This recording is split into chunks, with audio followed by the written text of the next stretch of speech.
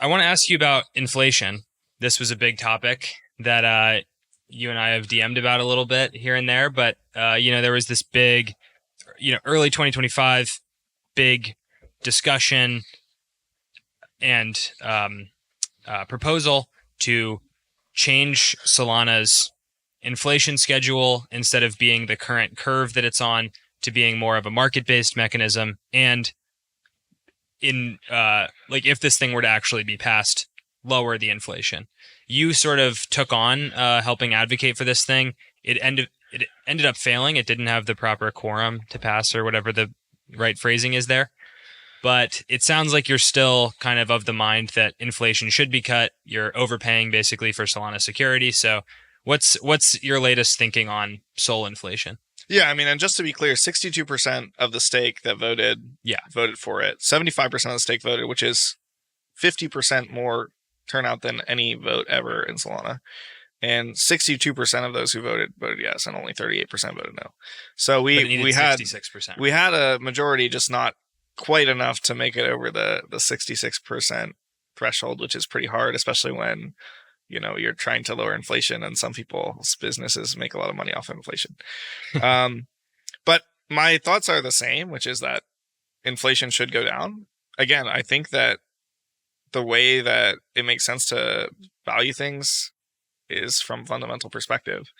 And I laid out this leaky bucket of inflation, which is a combination of taxes and middlemen who are making, like, the US government is making a lot of money off Solana's inflation policy right now. On the order of, 200 to 400 million a year, depending on where the price is at any given time. In taxes. And we don't need to pay that because we're paying ourselves, and the government is saying you're paying yourself. Like, we're creating new Solana tokens. That's the mechanism. You create some new tokens and you give them to people who already hold the tokens. And somehow the US government steps in because you're doing that and says, like, through some accounting wizardry, you have done this. Now we want our cut. And it doesn't need to be that way. And so the goal of, like, any of these things is cut costs. And when you're overpaying the US government for no reason, and the network is plenty secure, I mean, in many cases, we have more SOL, like, if you multiply the SOL stake times the price of SOL and compare it to the ETH stake times the price of ETH, in many cases we have more security on Solana in that sense. So why are we paying 6 times more than we need to, or whatever? I also think part of this discussion should be around the volatility of staking returns. So people have said, I said, let's do something that's market-based. When REV is high and everybody wants to stake, obviously we should lower the inflation rate so that we pay the US government less. And when REV is low, we should bring it back up.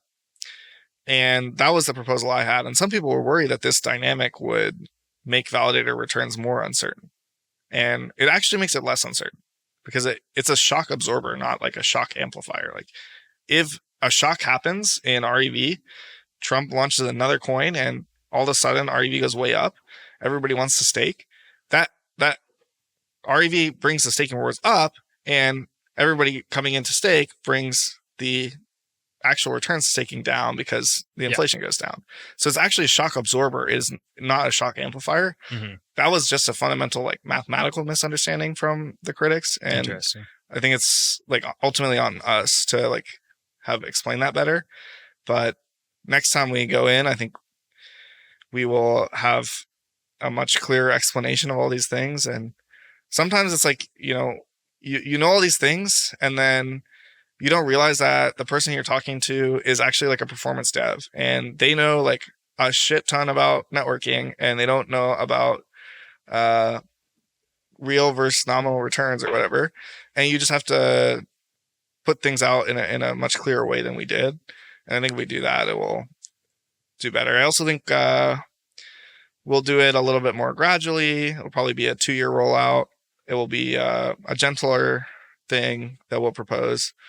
And yeah, right now there's some governance infrastructure that's getting built. That's why we're kind of waiting, because last time we had this version of the vote where some people were a little unhappy that they had stake on a validator that they didn't get to vote. Mm-hmm. So we're just kind of hoping that that infrastructure, which is getting built out by some teams, will be there so that anybody who has stake can, like, you're staking with a validator, but you're not beholden to what that validator votes on the thing. You can vote your own stake as well.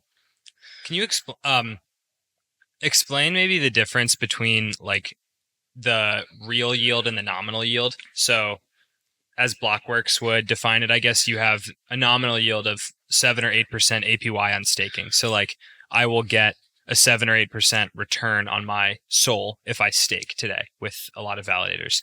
But not all of that is real yield because it doesn't actually come from like tips that are being paid to the validator that are then passed along to me. It comes from like inflation, which dilutes me. So can you just explain why it's not people maybe misunderstand what the nominal yield is versus the actual yield that you're getting for staking SOL? Right. So suppose all of the SOL was staked and we made 5% new SOL every year and we distribute it to all the stakers. Now you have more SOL in your balance, but the fraction of the SOL supply that you have is the same. Mm-hmm. So it's the same way that if the US government prints a bunch of new money and rebases the dollar, like the US government could say everybody who holds a US dollar is going to get $2 in their account tomorrow. And nothing would happen other than that everybody would have to reprint their menus. And they would reprint their menu, they would double the prices, everybody's salary would get doubled, and we would go from there.